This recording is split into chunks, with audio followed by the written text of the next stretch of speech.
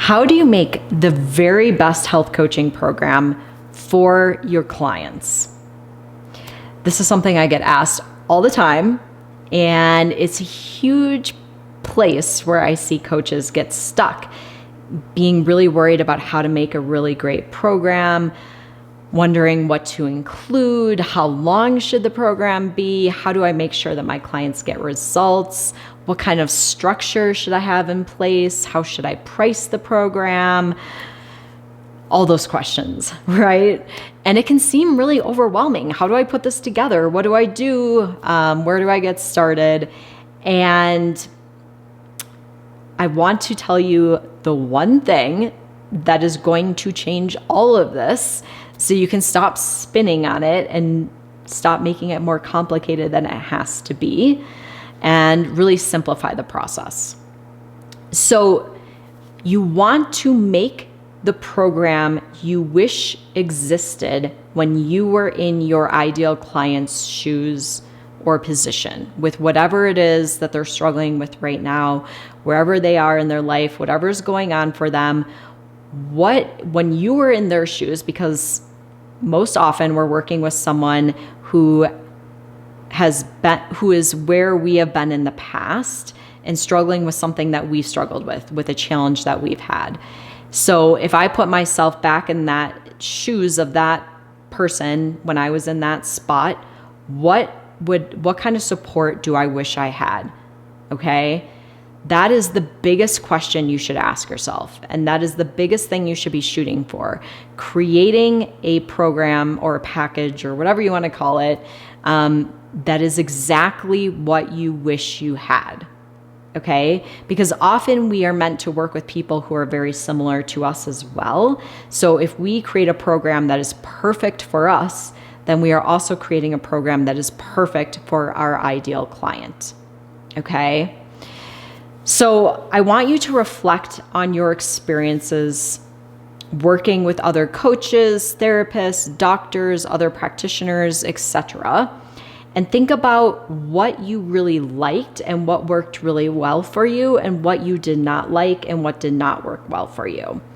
And this is where I think if you are a coach and you have experience working with a coach yourself, you have a huge benefit there, because you have the experience of coaching. You know what it's like, you know how powerful it can be, and you know what you liked from that experience.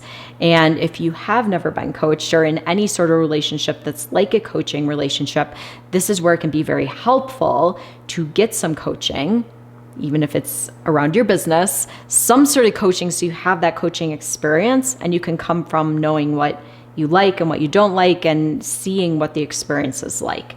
I think it is very helpful, like I said, if you have that experience of being on the receiving end as well of coaching, so you can come from a place of like, yeah, it's super helpful. I love coaching, and I'm almost always working with a coach myself. And that's why I believe in it so much. Obviously, I believe in it. I do it because I find it helpful. So I believe that it's really helpful for other people as well.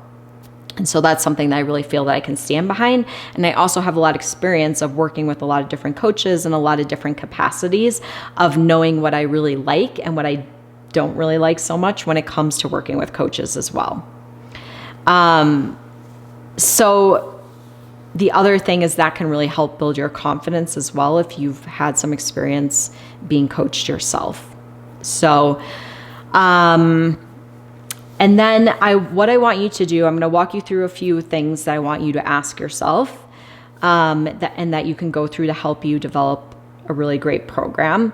But when you're asking yourself these questions, I want you to put yourself in your ideal client's shoes. And this means maybe putting yourself in your old shoes that you were wearing when you were in your ideal client's position, and asking yourself these questions, okay? You may want to take out a notebook. You can jot these down. You can write your answers down. So the first one is, how long would you want to be working with someone to help you with this issue? Like approximately how long do you think it would take to get some significant progress on this issue? So you may not be taking someone from point A all the way to point Z. Let's say someone wants to lose like 100 pounds. You may not have a program where you're working with someone long enough to help them lose 100 pounds, but how how long are you working with them for them to at least see significant progress and for them to have developed the skills and the habits and the behaviors that are going to help them reach that goal. Okay.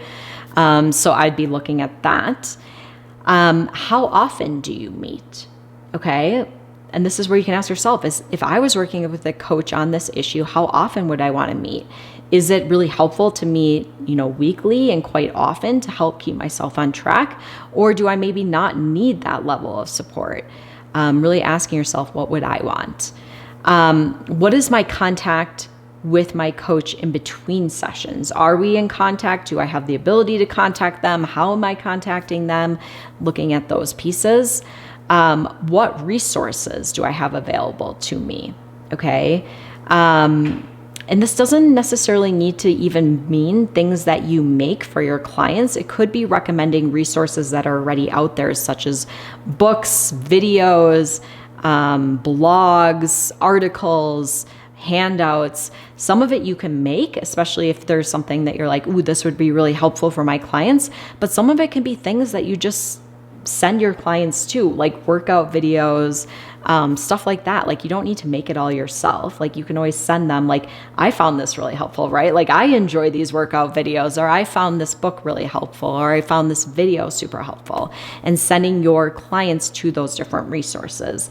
The other thing to keep in mind when it comes to resources is I do think less is more, and you just want to give your clients what will be helpful to them and not overload them with resources.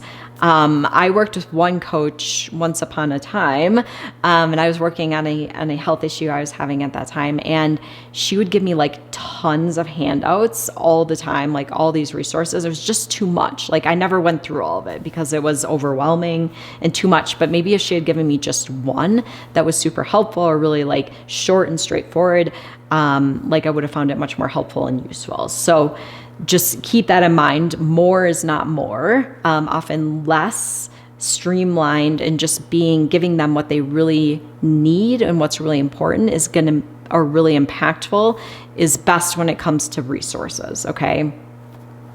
What price would you have paid to work with someone on this problem and had this type of support? This is a really important question to ask yourself, because when it comes to pricing, there's a lot of coaches out there, business coaches maybe, who are telling you you should price this much, or you should price this much, or you should price that much. And the thing is, like, they can tell you to price whatever, and they're basing it on maybe what they're pricing, what they're telling their clients to price. But unless it's aligned for you and feels good to you and you feel confident in it, the price is not going to be right for you. If you overprice it, you're never going to be able to sell it because you're not confident in it and it doesn't feel good to you. If you underprice it, then you don't really want to get clients because you're going to feel like you're giving too much for what you're getting in return. So we have to find kind of that sweet spot that is feeling good to you, where probably you're like, I would have paid this for this support for someone helping me with this problem. And you feel good about that. And the price may change as you go, like especially as you get more confidence and you get more, you build up your coaching skills, you may want to raise your price, and that's awesome. But you want to really look at this. What would I have paid? What would I have felt good paying for this? And what do I feel good charging for this? Okay. What would you have hoped to achieve by the end of the time working with your coach? So if you put yourself in the shoes of your client, what do they want to achieve by the time you are done working together? And this looks at both the emotional and mental side of things and the life external changes. Because usually the bigger motivators for people when they are working with you is because they want to make changes in their life. They want to see things look different in their life. But of course they want to feel different and think different too, because that makes a big impact. But if we look at what our clients' bigger motivators are, a lot of times it is those external things. And when I look at myself and when often I hire a coach too, it's usually because I want to achieve external things in my life. And I know that there's internal things that as a coach. Like I know there's internal things I need to work on to achieve those external things, okay? What knowledge or understanding do they have to have? So yes, this goes into there may be things they need to learn or understand to make certain changes or to appreciate certain things or to see certain things that they're not seeing. And then what actions do they need to take to get the end result, okay? So really being aware of all those things. The next piece is, how can you make this journey easier or more enjoyable for your client? So if you think back to your own journey and what support you had or maybe didn't have, how could that journey have been better? What would have made it better? What would have made it better? What would have made it easier? What would have made it more streamlined? What would have maybe even made it quicker for you, right? Include those things in your program and think about that when you're creating your program. And then how would you want your coach to show up for you? Okay. Would you want them to give you a little tough love? Because for me, yes, I want this because I don't want my coach to enable the patterns or the habits or the thoughts that have been keeping me stuck. But I also don't want a coach who's going to like shame me or make me feel bad or anything like that, because I've had that experience working with a coach before too, and it was very, very unpleasant. So I would never want that, never something I would do with my clients. So you really want to think about like how you want to, how you would want a coach to show up and show up that way for your clients as well. Okay. So these are the things you want to be thinking about when you create your program. And the biggest thing is creating the program that you wish you had, that you would want to have, that you would be very excited if this program was available and you're like, yes, this is exactly what I've been looking for. Okay. So let me know in the comments, is that helpful? Does that help shift it a little bit and give you some clarity when it comes to creating your coaching program? And if you're wanting to dive a bit deeper into the steps to building your coaching business, getting consistent clients, I have a free training that walks you through that. I will link it below this video. If you found it helpful, give it a thumbs up. If you want more videos like this, subscribe to my channel so you get a notification when I post a new video. And I want to thank you so much for joining me this week. I will see you next time.